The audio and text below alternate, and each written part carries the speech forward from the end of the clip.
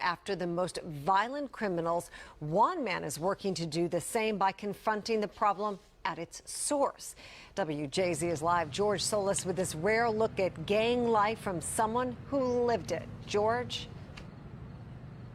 Well, on the streets, he was known as Crazy Ted, a part of Baltimore City's criminal underground. Today, he goes by Dr. Ted, and his work in the criminal underbelly, much different. The recent carnage on the streets of Baltimore City pushing city leaders to their limits. We know who the trigger pullers are. Now let's go after them. Top law enforcement officials forming an elite team of police and prosecutors to go after the worst of the worst violent gun offenders. We think it'll have better outcomes for our entire community. All this happening on the heels of a violent Labor Day weekend.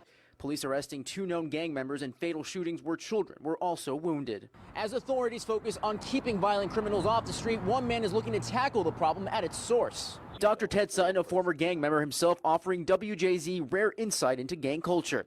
He often works with troubled teens who, like he did, seek out gangs as a substitute for a family. That person that would be, you know, your big homie, that would be like a big brother. Your OG would be like a father. Escaping a life of prison, the man once known as Crazy Ted has earned a reputation as a voice of reason for some gang members also looking to turn their lives around. I would say it's not easy, but I will say it's definitely not impossible. Sutton also refers to the code of the streets to address the recent violence in the city. He tells WJZ rules that clearly say no harm to women or children. He says those who break the law are usually outcast. Even the streets feel that they are kind of a nuisance and somebody has to reel them back in. As far as ending gang culture, Sutton says there's no single solution, but his mission, reach anyone who will listen. Don't be born an original and die a copy, because I want some of these young people to learn that they can move past, you know, their pain. Now, Sutton also calls on community members to become more proactive in reaching out to at-risk youth before they seek out gang life. Reporting live in Baltimore, George Solis, WJZ Eyewitness News. George, thank you. Sutton says he also works with police to help build better relationships with children. What motivates me is number one, God, God motivates me. And also the kids motivate me. And wife motivate me. All that stuff is play always come first. And at this point in time in my life, hey, I just like to keep serving God. And it motivated me is being around good people, positive people. And right now we got Ted Sutton coming in right now. And what's going on, brothers? Yes. Good to see you. Good to see you. Yes, this is my good friend over 20-something years longer, but look, God's good. We ain't going nowhere. He ain't going nowhere. I'm looking for my little soldier, Jeremiah. Where's Jeremiah? Yeah, they on their way. Oh, he back here quicker. That's my little soldier. They on their way. And look who I got right here. Do you want to sing right now or later? You want to wait? Nah. You want to sing something? Come on, you got to sing something. I'm going to get you, put you on the spot. I'm going to do it this time. Got you now. Sing something. Go. Anything you want. Anything. It's all on you. Okay. Okay. Cause I get so weak, blood starts racing through my veins. I get so weak, boy, it's something I can't explain. I get so weak, something about the way you do the things you do. It knocks me right off of my feet. Cause I can't explain why your love makes me weak. Some of these young guys, man, they want to fight. They just don't have nothing to fight for. Right. You know what I'm saying? Yeah. And I'm just like, yeah, you love fighting. And I'm just like, but man, I want you to have something to fight for though, brother. You know what I'm saying? Fight for something. Fight for something. Right. Fight for something. Stand for something. Please don't, I'm like, you know what? I was like, it should be unacceptable for you to have to die in an alley and the last vision that you see is trash and rats running around in your face. You know what I'm saying? We trying to do and give away everything that we can to try to make a difference out here. And this is what it's all about, is being able to not just talk about love, but being able to show love. Right, yeah. We got some good people here in Baltimore, and we don't mind coming out into the community to show them that, you know, it's more than just what the news say that we are. Right.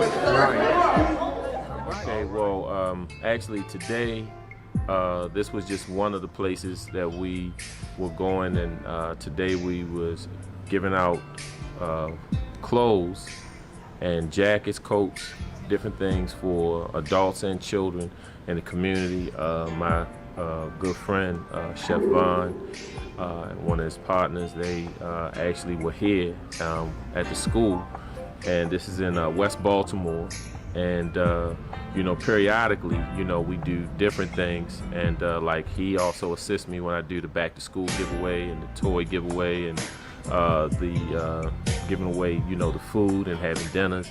You know what I'm saying? He's very supportive. So today we were here at Belmont Elementary School and just open it up to the community. Anybody that want to come, the food was free, the clothes were free, and you know, we're just trying to have a good time. And as far as with that, and we also had the opportunity to just talk to some people.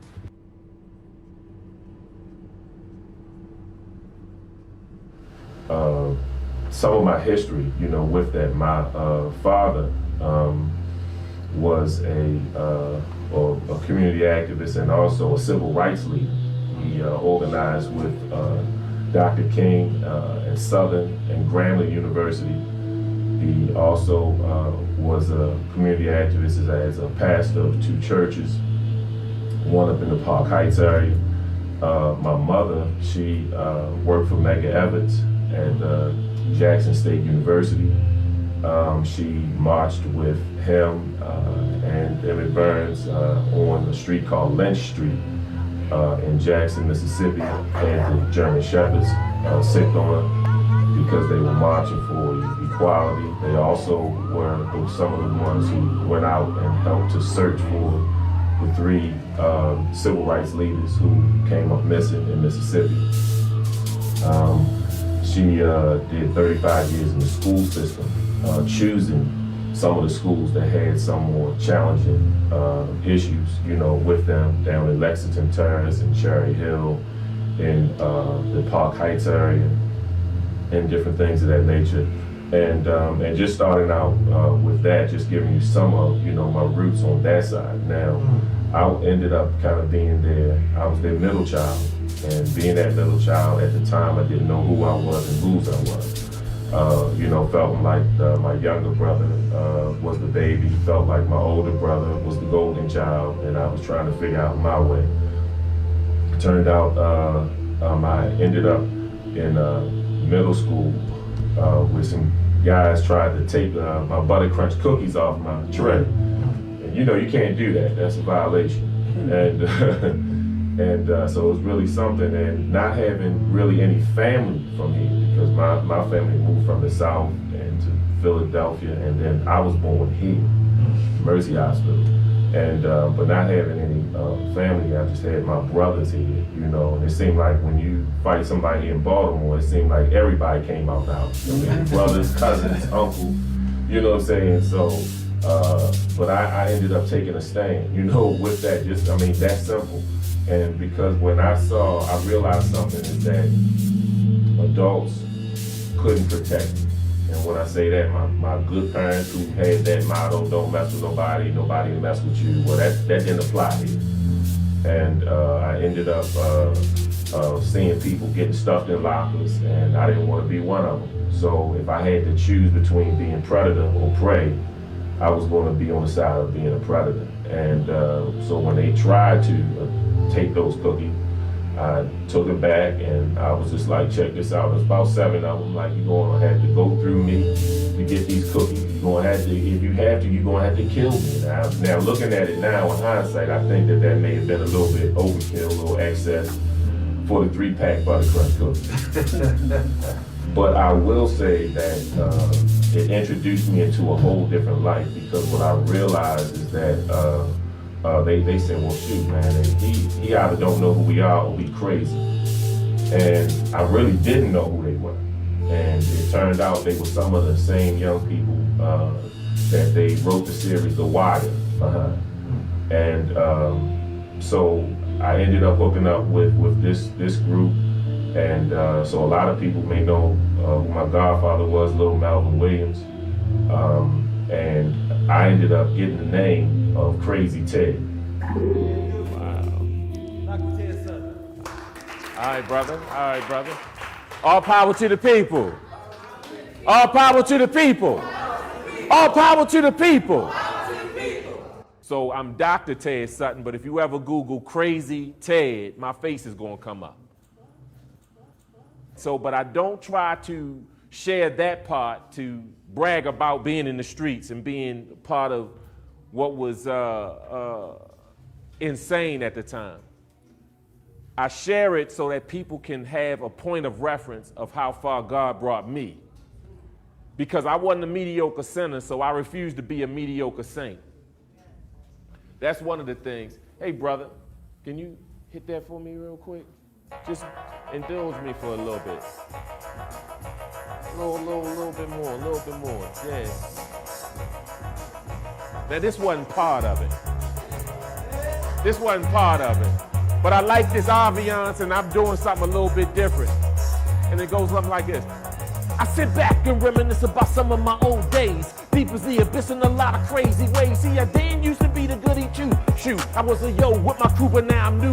Boo, but when you think about it, we didn't talk about it. Me and my crew back then, we was about it. And I really don't know how I even made it this far when I sit back and think it's bizarre. But I guess the Lord must have been checking me. In fact, the Lord must have been blessing me to allow those bullets to go around me. So this G can see another day, B.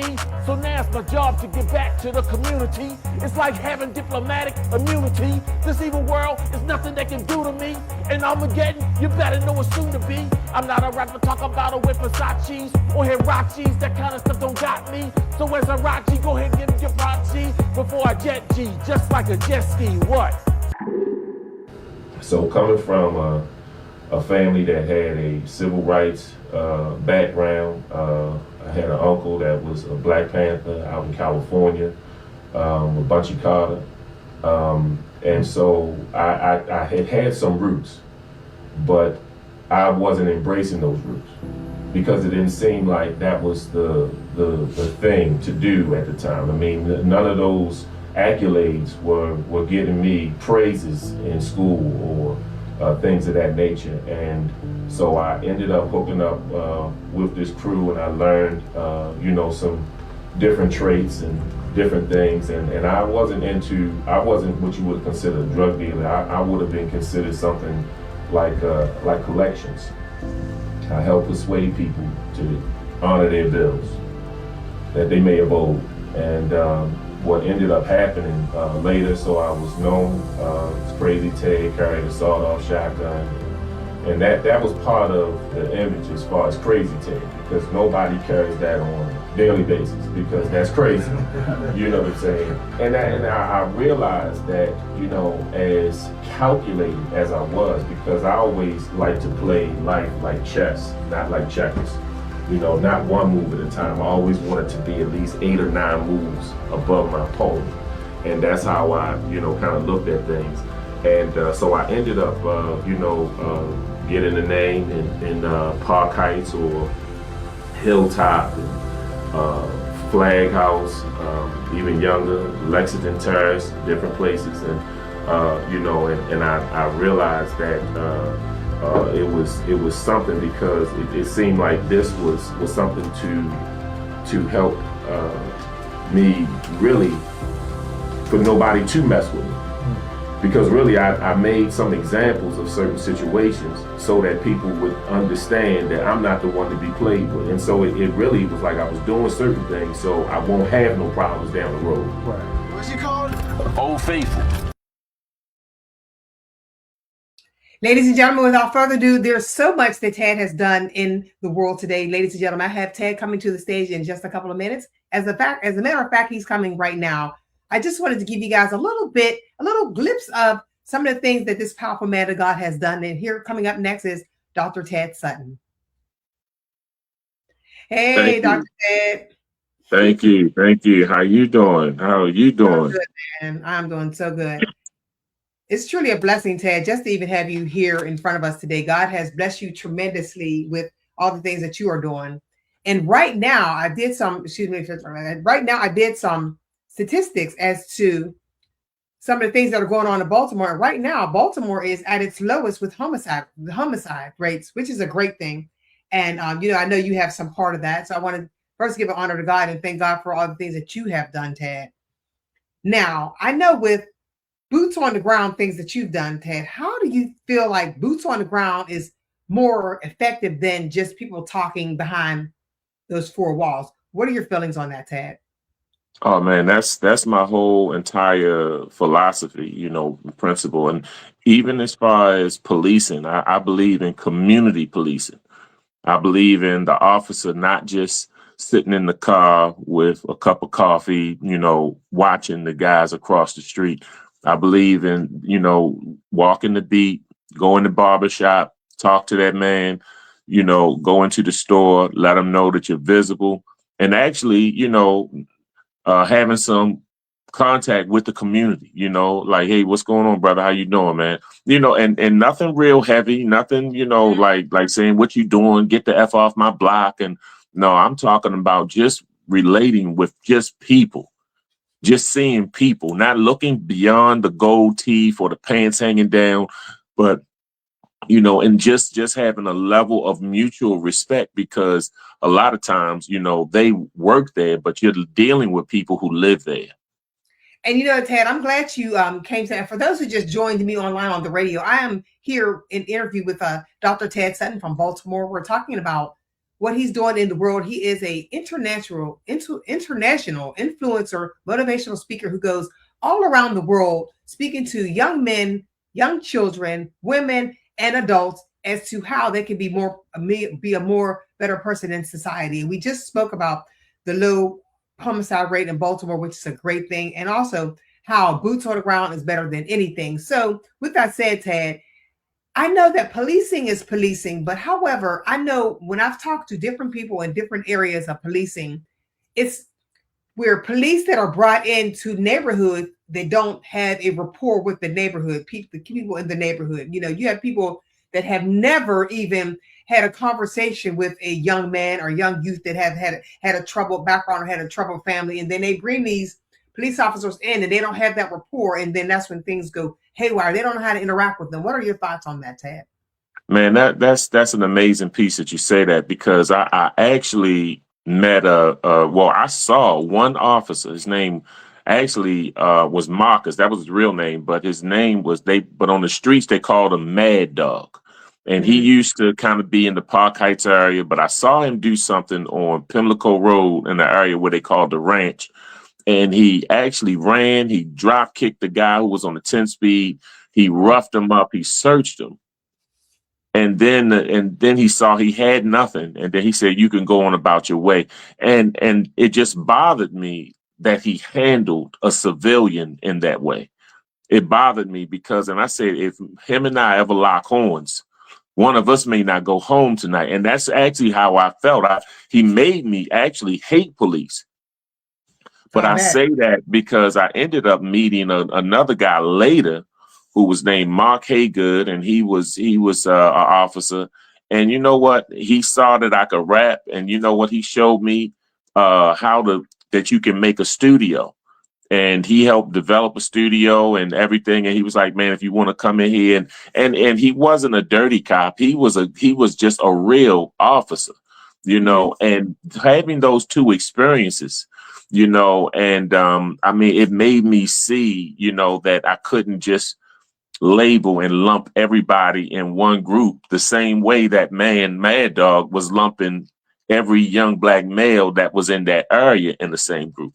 And so, to me, I think that we have to change the narrative. So the more that you are connected with the community, because if people ever used to see a show called Starsky and Hutch, they used to, if you ever saw it, that there was a guy named Huggy Bear, and Huggy Bear was the guy in the community, and they had a good relationship with him, but they never solved one case without talking to Mr. Huggy Bear. And so when you're looking at that, I'm saying that that's how you police, you community police. You're not a person coming in and parachuting in and you are just holding the entire community hostage. You are actually a part of the community, and you're showing them that we are here and we're going to do this together, and so that people don't feel alone. And so that's one of the key pieces. Right, Ted. I'm glad you brought that up because I can remember, and this is not about me today, it's about what you're doing in the community. But I can remember in a couple of neighborhoods that I lived in, one being the Lincoln Lawmer area, where the police used, and I don't know if they did this in Baltimore, where the police used to come in and they would give the kids baseball cards with that little gum inside of it. Did they do that in Baltimore? The gum that you can only chew for about 5 to 10 minutes. However, and then all the flavor was gone. Yeah. It was a way for the police to get to know the kids and for the kids to have trust in the police. So you do remember that, right? Yes. I mean, and people may not remember that there was someone called Officer Friendly. And Officer Friendly would come to, he would come and he would, talk to you and, and everything. But it was just a way of introducing an officer to a child in a positive light, because the majority of the time, when we see the police, it seems that it's just always a negative. He's coming because of domestic violence. He's coming because he told some people to get off the corner, or he's coming because, somebody, it's a negative. But at some point we have to interact and have them a part of, positive, lights and different things of that nature. I would love to see, children who would have somebody who would read a book. I would love to see them who they actually gave awards for children who were having good grades and having perfect attendance. And let's do that and show them more in a negative light, because the majority of the time when, when people were children, they used to play, hey, we're going to play cops and robbers. But I saw some young people and they were arguing because no one wanted to be the cop. They just wanted to, all of them wanted to be like the robber, you know what I'm saying? And I mean, so when you have a narrative that it seems like, or appears that young people are actually celebrating, let's say, the streets and street activity more than positive activity, because that's all they see. Right. You know what I'm saying? We have to do something about that. And as a matter of fact, Ted, as we're talking about police and policing, you were even called in to help the police with training and learning about the streets and youth and things like that. Let's talk about that real quick. Yes, well, I started doing something called the Diamond Training, and I was asked to come up to the police academy, which it seemed insane to me at first. I was just like, now what they calling me for? And, and it gets even crazier. I would actually even bring about 5 or 6 young men who were homies, or you call them, some other people call them gang members or different things. And I will come there. And this is the funny part about it. I told them, you can't ask them. There's that government name. And this is not about trying to lock anybody else up, trying to check and see who got a warrant. And I said, but they're going to share some things with you. Mm-hmm. And what they would do is I would have them to share why they don't like the police, why they hate the police, and why the community has a problem with them. And as they shared their stories, do you know that afterwards it would be times that officers would hug them or shake their hand or say, thank you, I appreciate you.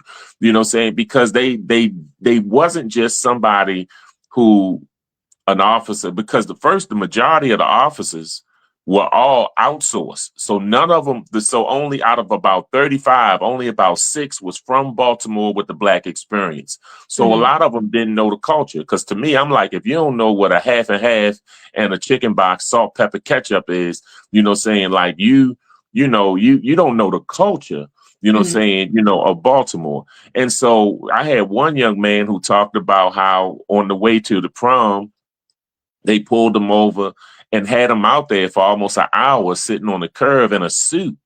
And they pulled his seats up in the car and they didn't find any drugs, and he missed almost the whole prom.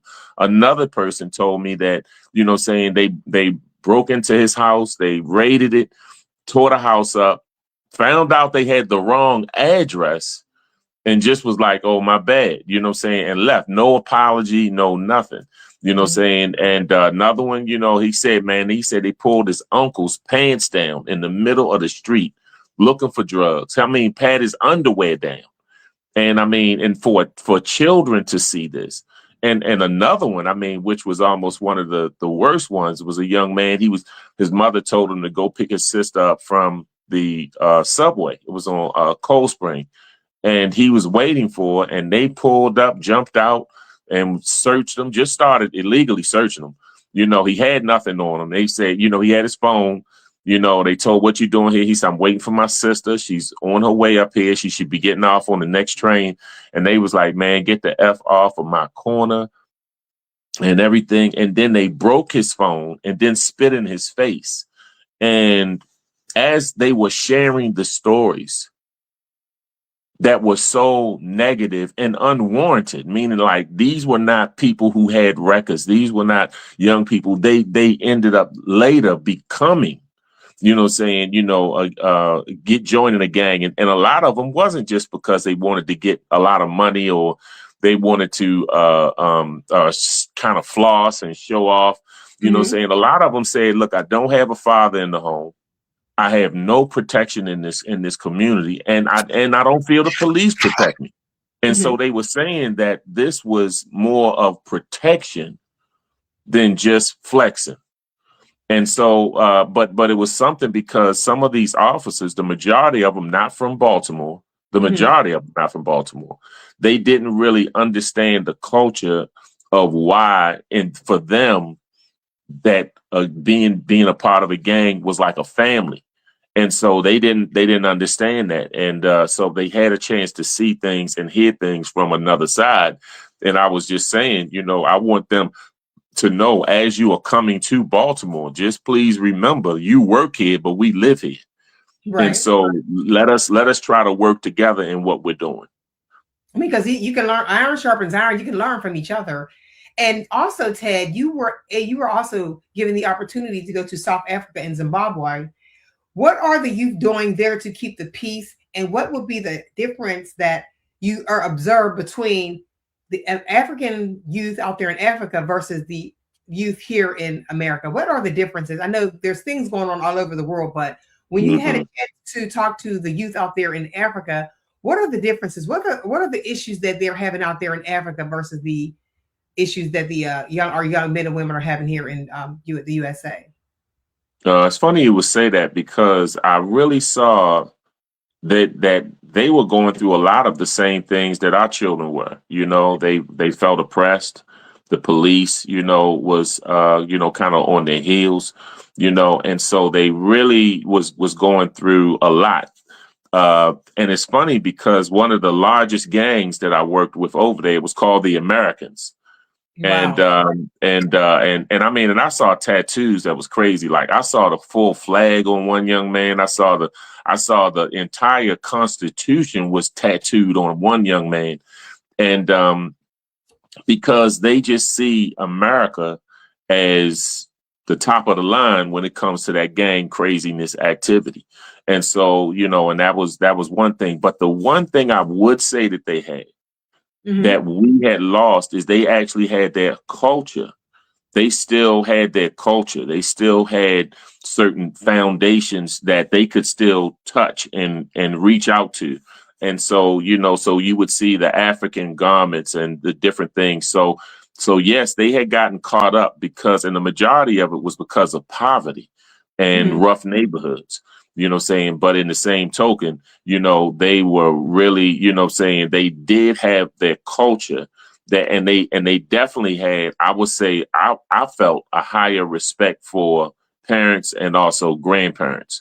And that was not saying that some of ours don't, because they do, but I don't think the level was at the same, you know. So it was really something. It was amazing to go into those areas and to be honest with you, all of them showed me love. Well, first I came with respect because it ain't where you from, it's where you at. You know what I'm saying? So wherever you go, you know what I'm saying, you need to come obeying the rules of where you are. you know, and different things. I mean, because meaning like if it's a certain color, that's the main color for that neighborhood, I'm not going to intentionally wear the opposition color just to kind of show I can do whatever I want to. No, I'm gonna obey the rules right here. You know what I'm saying? Because I'm coming in peace and I'm coming in love. You know what I'm saying? But also I'm coming in strength. So I want y'all to know I ain't no sucker, I ain't no pushover, you know what I'm saying? But I'm here to see if I can help you. Absolutely. Now you're talking about gangs, and I know you were a big voice for some of the gangs. There was a group that you helped. It was called Truce, that you helped, get the Bloods and Crips together at one point. Tell us about that and how were you able? Because I know it's kind of unheard of when people watch TV and they see the things that are on TV, like the gangs, the stuff that bounces on TV, and the people are like, well, how were they able to do that? And so I want you to elaborate on how you and Truce were able to bring unity with the Bloods and the Crips. Well, that was an amazing journey, to be honest with you. I was going into the prison, and one of them was Supermax, one of them was the prison that's actually on Greenmount Avenue, and but I had an opportunity to meet, saying some different some Bloods and some Crips, and we talked about, and they came together about trying to put a truce, meaning like, we can't stop you from trying to hurt or harm somebody because he owed you money or because this one slept with your girlfriend, but as far as colors, as far as you trying to kill this man because he's a Crip, you trying to kill this man because he's a BGF or, Black Guerrilla Family, or you trying to kill this man because he's a Blood. And, it's like, no, we need to come together and say, all of y'all right now are all locked up. Y'all are all in the same place. And we need to have a truce, because at the end of the day, the most important mission that you can go on is to be reunited with your children. Right. Is to get back home. You need to get back home so that you can protect your son when somebody's trying to put a package in his hand or when somebody's trying to put a gun in his hand. And and you need to protect your daughter so that they can see a real man, and so that you can know that people don't have to call you out your name, be this and be that. People don't need to be putting their hands on you in the wrong way, and they need to protect them. And I think that was a key piece. So we did one of the first conferences in the Supermax, and we ended up actually working together and putting it all together. It was really something though, but it was with Bloods, Crips, and BGF, and all came together, and it was just to say that we are just going to put a truce and we're going to agree to it. So just like I said, a personal issue, saying you can't stop every personal issue, with somebody, but as far as taking a life because this person is a gang member from another set, it's like we need y'all to say that we're not going to do that, because we are here as men and we're trying to walk out as men to protect our families. Absolutely. Now, Ted, if you would just give the people that are watching just a little bit of more information as to some of the gang members that you were in contact with, that you helped mentor to, and you helped mentor to and turn their lives around. There's a whole list of different gangs that you have talked with and mentored to. I'm gonna tell you, to be honest with you, I feel honored, because my real story is I'm one of the younger people that when they were writing the series The Wire. So I wasn't just Dr. Ted, I was known as Crazy Ted. Anybody can Google Crazy Ted right now, my face will be the first one to come up. But and a lot of people knew even my godfather, which was Little Melvin Williams, and one of my, I would say, mentors who I care about even to this day, is named Dennis Wise, who actually had a lot of respect in the prison. He actually kind of ran the prison. They moved him out of the prison, which was the wrong mistake, because they just felt he had too much influence, you know what I'm saying? But he actually even helped stop a riot. They pulled him out of the hole and asked him the warden asked him to help to stop a riot that was going on. And so this is the kind of influence that people, when they use their influence in the positive way, can actually help to change the situation.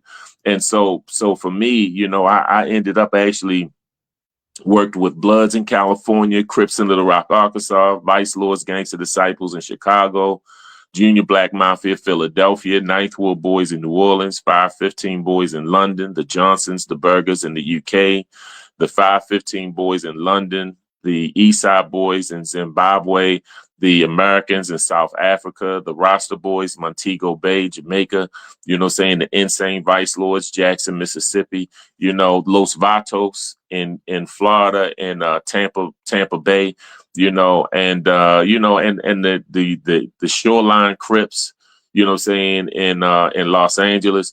I mean, and the list kind of goes on. I mean, the Peace Stones, in Chicago, Gangster Disciples. I mean, it's really something. And to be honest with you, I don't even think that I'm just like this Superman, per se, and I'm the best out of it. What I do feel is God allowed me to survive what some of these young people were going through. And so if I can let them know that there's life beyond mistakes, I think that we can make a difference. And I think that that's a key piece, because even as far as ministry, I think that more pastors need to come outside of those four walls. More, imams need to definitely hit them streets. More, brothers who are actually, in having services, and more, even the ones in the who are community activists. How can you be a community activist and you're not in the community? Like, you have to sometimes be in some rough and rugged places. It's going to be some trash out there. It's going to be some dirty alleys, and we need to. But the only thing that can fight darkness is the light, and you have to bring the light with you. And Ted, I know in your when you were younger, there's a lot of bullying going on, and there's different types of bullying, and we're going to talk about that really quick. There's so many different types of bullying right now. There's cyberbullying. There's there's verbal bullying, there's physical bullying, there's adult bullying. There's just so many different types of bullying right now. And I know you had a bullying experience in your lifetime too. And I know you spoke about that. It was on one of the videos you spoke about that. How has bullying at a young age affected the kids when they grow older as to the direction that they're going to go? Can you just go into that just a little bit? I mean, it can have a major impact, And I try to tell the young people that I work with, like really try to be careful how you handle people, because that same person may be the person that may help you later. That may be the same person. So like for me, I moved to a school, or I moved to actually a different area, had to go to a new school. And and some guys, they thought that they could take my 3 cookie butter crunch cookies. What I'm saying? And, and I let them know that wasn't going down like that. And look, and I was ready to show my behind. I was like, and look, and the crazy part about it, I told him, you're going to have to take my life, man. I'm not letting you have that. And I don't think anyone should lose their life over no cookies. But for me, I didn't own no car, didn't have no property. I didn't have anything in middle school. But what I did have was my respect. And I'm not going to let y'all take that. But what they saw is, unfortunately, they was just like, well, we don't want to beat this guy. We need a guy like this on our team. That's why I tell my young people to choose your friends. Don't let your friends choose you, because I got chosen. I didn't choose them. They was like, and they introduced me into how it was to steal a car, with just a screwdriver or a dent puller. They introduced me to taking it to the chop shop, or, carrying a weapon and different things. And that was in middle school. And it was unfortunate that things started so young. For me, because I had parents that were good parents in the church, but I don't think that they understood that I probably spent maybe 3 hours with my parents, but I was with these guys about 9 hours. Right. And so, it became more important to impress my friends and my peers than my parents. And so, Let's talk about your parents. I know they come from good ground, and you come from good ground, and I know them very well, and I miss them dearly. Let's talk about your dad, and let's talk about your mom, and some of the things that they've done in their lifetime, and how to be a community activist and things. Let's talk about them. That's where the come from. It's so funny, because I can really appreciate them more now than I ever could have when I actually had them. You Mhm. know, I mean, I think about the times they just wanted to go to dinner and the times and here I wanted to run the street or I wanted to and I don't have time. I'm trying to go somewhere. I'm trying to go somewhere.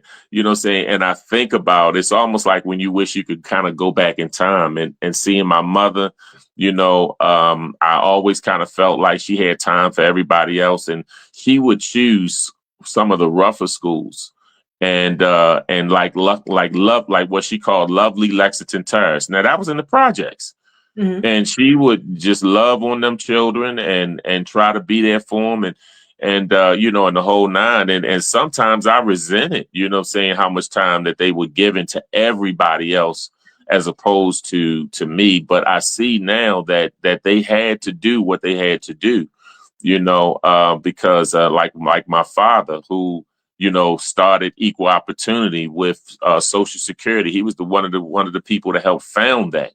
You know, I thought about how he gave away food and clothes and had noonday prayer, you know, and he was in the community up in Park Heights and then what he did starting a church out in Columbia, you know, saying, you know, from the ground up and the way that they really assisted and helped people. I think to be honest with you, I know that if I didn't have a foundation of like that, I know I wouldn't be doing it. You know, I know, but I saw this and I saw what they were doing, and it was something that was very significant and important, you know, saying to do, you know, so I see why I do, you know, what I do. Yeah, they were great people. I remember them. I miss Yeah. them myself. I was there at Columbia Church of God in Christ in Columbia. I miss them. I miss your mom as well. And Yeah. now Yeah. talk about Ted, men against murder. Men Hmm. against murder is helping men against murder. Let's dig deep into that for the people that don't know and may want you to come speak to the men in their community. Let's talk about men against murder. Yeah, well, I'm gonna tell you that is an amazing journey for me, you know, Men Against Murder. And it really just started with me seeing a guy who was a civilian, a guy who was just a regular guy, an average Joe. And he came home and a young his daughter met him at the door and said that the guy, you know, next door, who was a gang member, a young guy, had, you know, kind of smacked her on her on her backside. And he went over there and he just like a regular man and he talked to him. He said, "Look, man, I don't want any trouble." He said, "I just would appreciate if you just not put your hands on, you know, my daughter in that way. You know what I'm saying? She's not out here doing all of this crazy stuff and I'd appreciate that." And so, man, he called his friends, they came around, they banked him. This is a hardworking man, a civilian. Mhm. Then he called the police. They said, well, the guy that lives next door didn't do it, so it's nothing they can do. So that night they ended up burning a trash can on his porch. And you know, and so the police said, well, just call us if something happens. So he ended up moving his family into a hotel and they ended up breaking in this house. They vandalized the house, they spray painted everywhere, and then they you know, and it was so sad. So then the man was living in a hotel till his money ran out. Then him, his wife, his son, and his daughter was sleeping in the car. Mm. And it angered me to when I heard that, because I know that if I had been involved on the front end Mhm. and had a conversation with their big homies and let them know who I was and let them know, look, I'm calling in a marker, I'm calling in a favor, man. Like, you got to pull your BGs, your baby gangsters in, because they are wilding. You know, I know that I could have kind of toned that situation down, you know, with that, and it really bothered me, and I was so angry. But the Bible says, "Anger, but sin not." You know, Mhm. saying meaning that you're supposed to do something. You it's okay to get angry, but you need to have your movements, you know, saying strategic when you move. And so we ended up starting Men Against Murder. I started, you know, pulling together, you know, brothers who had a past. And Mhm. that was key, meaning that I would rather have 10 soldiers than 100 weak guys, weak men, you know, saying, you know, because sometimes weak men can make you sick. You know, saying I'm like, look, you run the copy machine. I don't need you marching with me because you water me down. I'm stronger when it's just me out there and they hear my strong voice and they see that I stand tall and they see that I'm standing upright and they see that I say what I mean and I mean what I say. And I mean, so when you have that weaker, brother and stuff like that, man, that can kind of water you down. So I pulled together some strong brothers. And I was just like, and we are going to assist, people who are going through these issues. Our goal is not to just march, even though we do assist with marches at different times with different organizations. Our organization is not just to have meetings or to just have a service. We are to be boots on the ground and try to intervene on the front end of beef. So when people have problems and they don't know any way to kind of fix it or solve it, then you could call one of us. And to be honest with you, because we've had some teenagers that call us and that's a key piece, because when young people feel that they don't have a voice and that they don't really know how to handle something, the first thing they do is they may run to a weapon or carrying a gun. And, and to be honest with you, and I tell all of my guys, if you buying a cheap gun off the streets in Baltimore, I'm going to tell you, it's got a body on it. That's why it's so cheap. It's got a body on it. So you best believe when you get picked up with that, you're going to actually have to be held accountable for that body that is actually on that, that firearm. So, so I think it was key, to do that. So we are here for the community. I have 5 different chapters and we, are all over, and we're trying to, just make a difference, and we want to put it out there. So when we want to put it out there before somebody gets killed.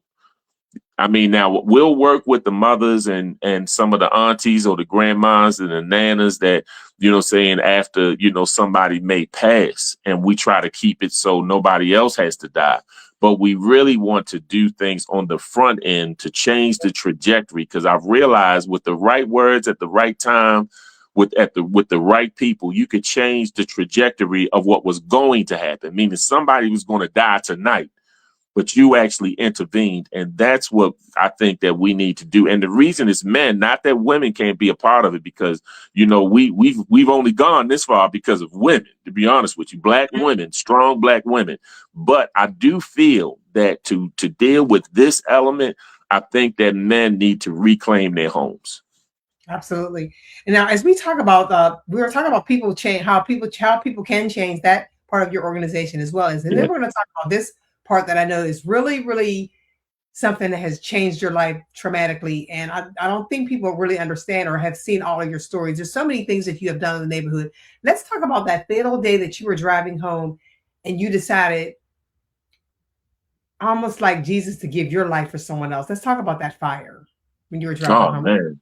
Man, that fire is that's kind of being baptized by fire. That one really made a change. And I guess to share with people, to tell on the front end, there was a man named Dr. Leonard Lovett that was a reverend, that was a pastor, and he came to my father's church up in Park Heights.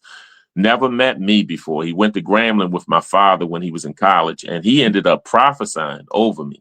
He called me from the back of the church, and I was in the church, but I kind of wasn't. The church wasn't really in me. I was just going out of respect for my parents. And but he prophesied. He said that you're going to be doing some great things. He actually told me you're going to be going all over the world.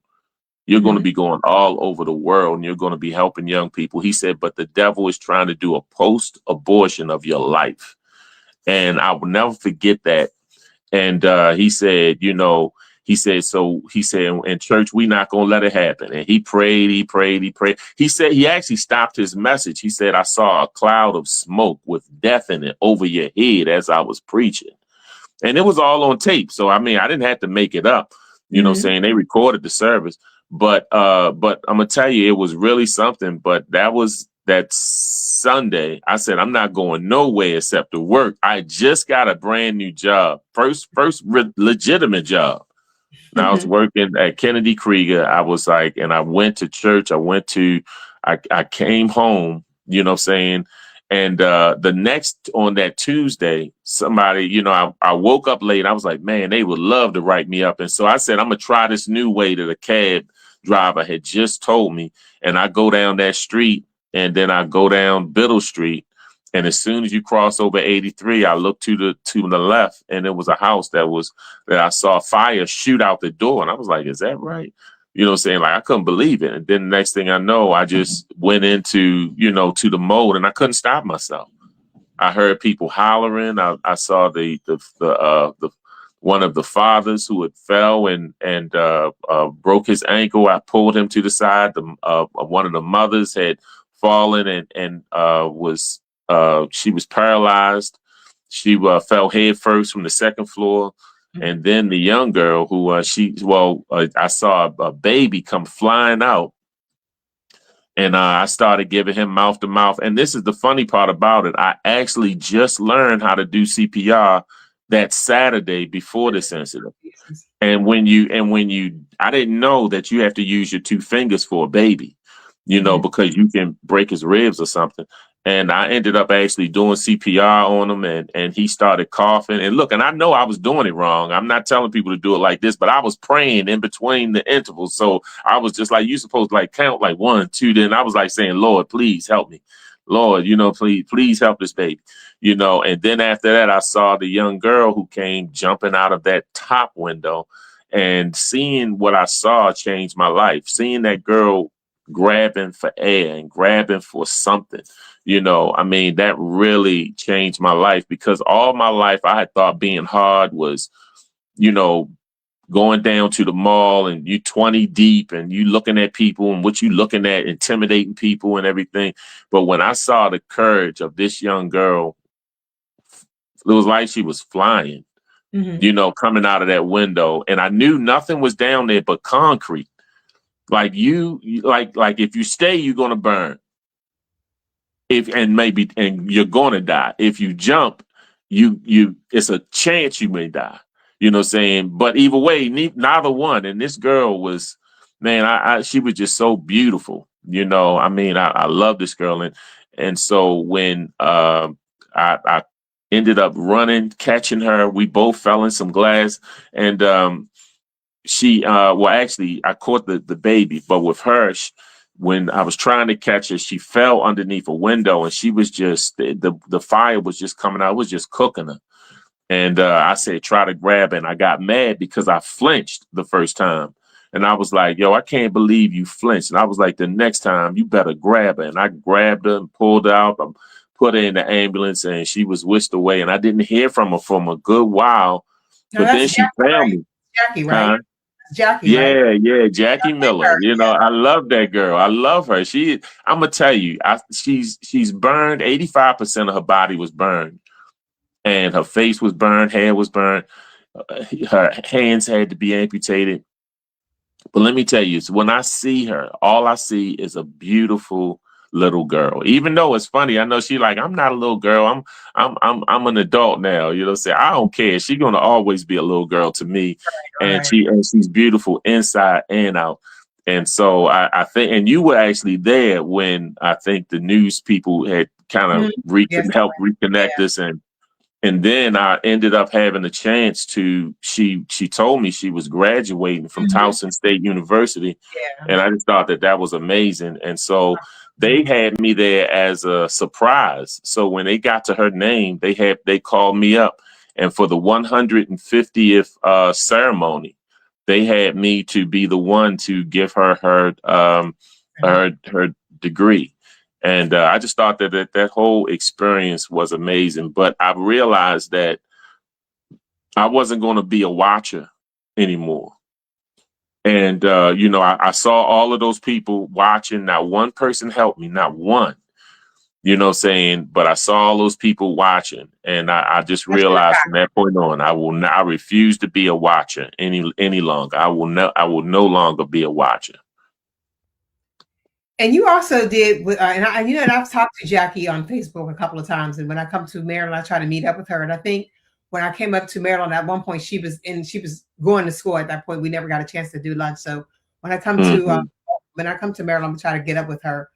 Now, I know you've also done some work with Dr. King's daughter in Atlanta too. Mm-hmm. It means that her father paved the way for peace and unity amongst us and people. What do you think that, and I know you can't think for her, but how does she feel with everything that's going on right now? And how would you think that her dad feels with all the things that he's done, and he's fought the fight, he's walked miles, Selma, and Selma, and he's done everything, and what's going on in the world? What are your thoughts about that? And how, the last time you spoke with her, how does she feel about that? Man, the last time that I spoke with her, and it was bad enough because we were still dealing with what had happened the first administration, before. And so, that. I know that she just has been consistent that this is not the time to waver. This is not the time to fall back. This is not the time to slow down. This is the time that we have to yell now even louder. Mhm. I will be. This is the time that we have to still say that, we are going to continue to fight, because just because we can go in the front of a store now, or we can drink from the same water fountain, we still have so many barriers that we have to try to fight for. And to be honest with you, we've had a lot of them removed. We've had a lot of them, taken away, And so I think that this is, what she's continuing with, the same message of being positive. I laugh at her because when my daughter was thinking about what college she was going to go to, she did a whole PSA video, about going to Spelman, because that's where she went. So she was like, you tell her that Spelman is looking for you. My daughter ended up going to Jackson State, where my mother went. So I guess I can't fault her for that. She actually just recorded with Twinkie Clark, and because she sings, on the choir, and I'm so proud of, what they're doing, but just like I said, I mean, she has definitely kept the fire burning we have to continue with the message that, we have to keep fighting, and we can't back up. We can't waver. We can't, no surrender, no retreat. Amen. Now we're going to talk about people can change, because God, you have definitely changed. Let's talk about people can change. And you know what? People always think that because they did this wrong, because they were this individual, that they can't change. They don't know that how strong the Lord is when when you repent, and how he can turn things around. Can you talk to some young man out there or young woman out there that thinks that, okay, I've done so much wrong that I can't change? What should she do? Man, that's an amazing question right there. Because actually, I've been working with a guy named Mr. Michael Harris, who has First Line Strategies, and we have been assisting and helping people who are returning citizens, and helping them as they are trying to come back into the community and doing different things of that nature. And we do job fairs, free computer literacy class. And I mean, but it's also about encouraging a person to let them know that society it does want to embrace you. Because if you don't, the only thing that will embrace them is the streets. So we have to embrace the ones and let them know that there's life beyond mistakes. And so for me, I think that really, I love really utilizing the ones who have made some of the worst mistakes you possibly can think of. The ones who you was like, you will never be nothing, or somebody say your father was nothing and you're not going to be anything. And because, to be honest with you, what I realize, if you ever get them to change, like, they will go places that some of the church members that may have never ever had struggles will go. Meaning, like, how can you help somebody, if you don't understand some of what they've been through, and so for me, I think that, it's all about change, because I look at my situation, that I had people that were willing to support me and be behind me, but then I'm dealing with a lot of my friends that don't have that level of support. And so, I think that if you can see, the thing is, I don't want you to stop. I don't want to stop you from going hard. I just want you to know what to go hard for, I don't Right. want to stop you from fighting. I want you to know what's worth fighting for.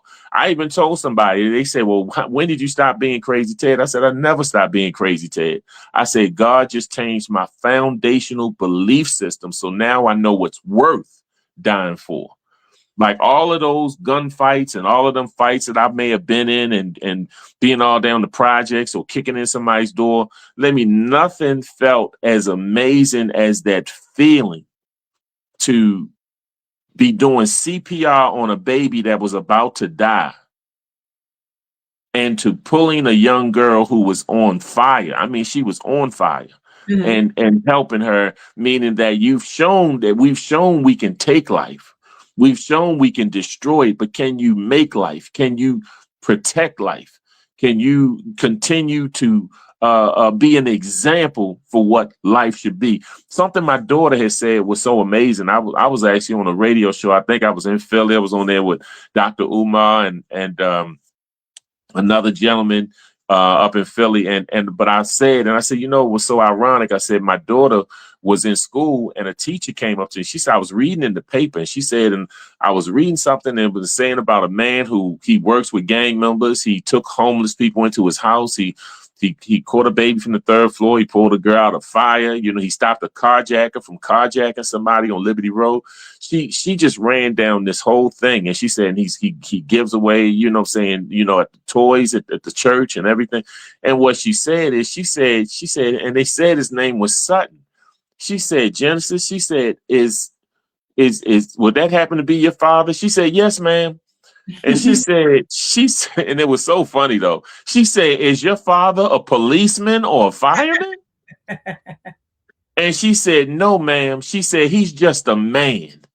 And I loved that statement because when she told me that happened, I don't know if she knew what she was really saying, but the way that I took it is that, see, society has lowered its standards of what men are and what they look like. And so when you see a real man, he don't look like a man. He look like a Superman. Mm-hmm.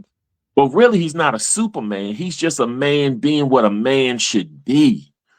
And so, and I see that so many times, as far as with, different things, and this is really something because just like I be even telling some of these guys, I said, look, when you got your girl and she's getting up early, she is going to one job, leave another job. I said, and you up early, you playing the game, you got the bowl of cereal in your lap and you on this video game. Then when she come home, you still playing the game and you didn't even take the bowl of cereal and put it in the sink.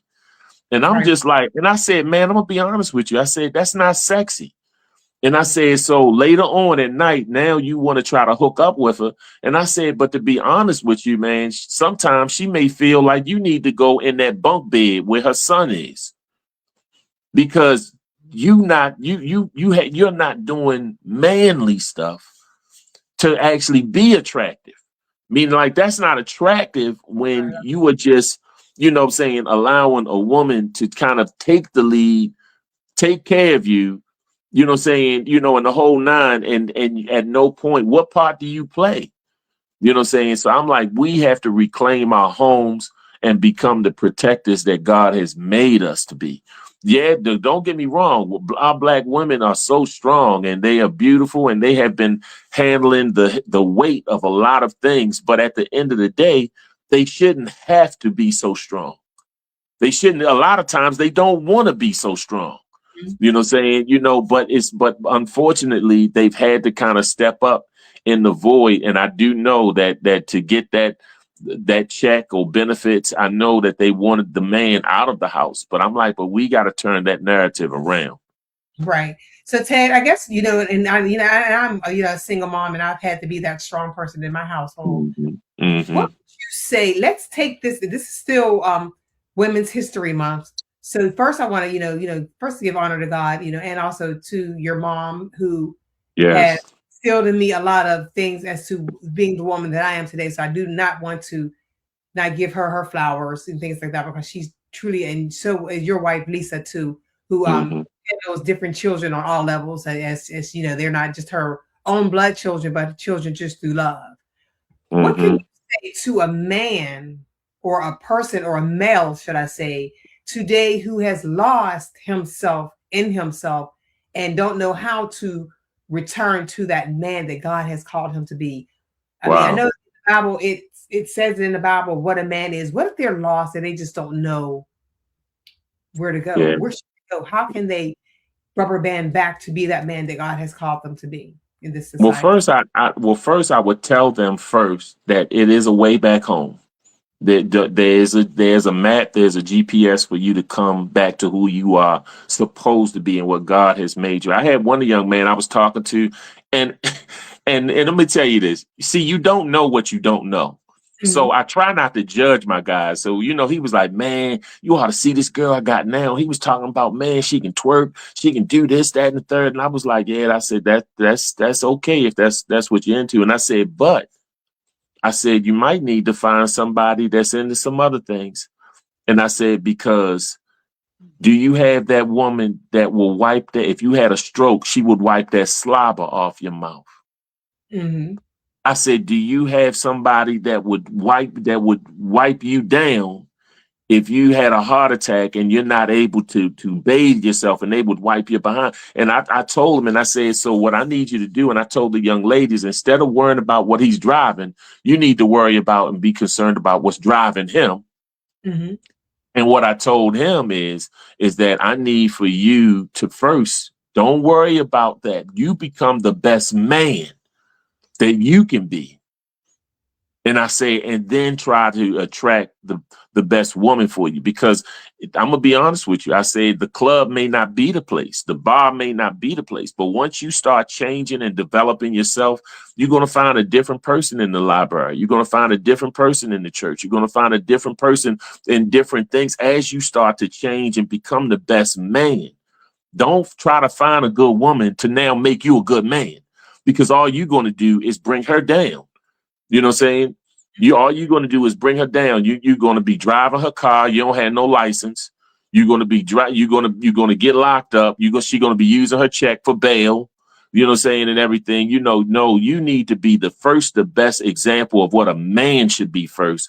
And then you actually get the woman. You don't even need to be focusing on a relationship until you start getting yourself together. You know what I'm saying? And I said, because it's hard for a woman to really respect you when you're not walking like a man. And so if she's doing all of the protecting, all of the taking care of, it's like if somebody break in the house in the middle of the night, you're going to send her down there to take care of it. You're going to send her down there with a tennis racket.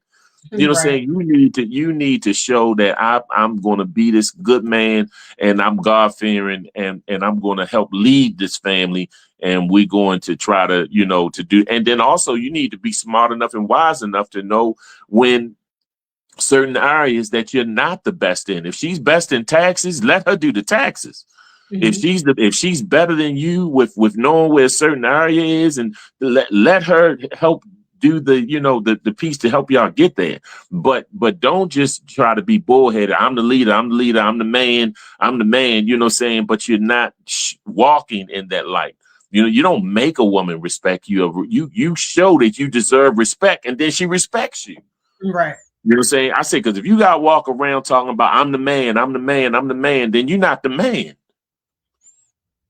You're not the man. You're not the man role model. You just a role. You a man trying to play the role. And so Right. it's like, nah, we got to do better than that. And to be honest with you, I think our sisters deserve better than that. They have had to take the mantle too long. And sometimes I don't know how they have done it, not having the money for food, but then there's still a meal on the plate every day.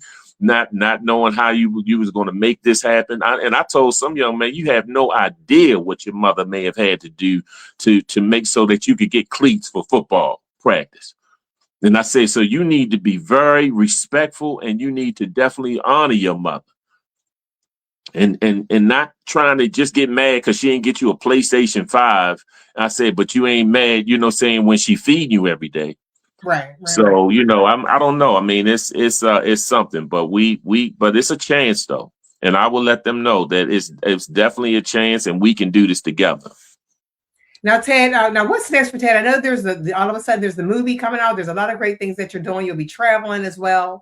How can one contact with you if they want your services to come and talk to their kid? I mean, springtime is here. This is a great time to have you come and talk to the youth in regarding some of the things that they've done or some of the things that for them not to do, and to help them change. How can they get in contact with you, Ted?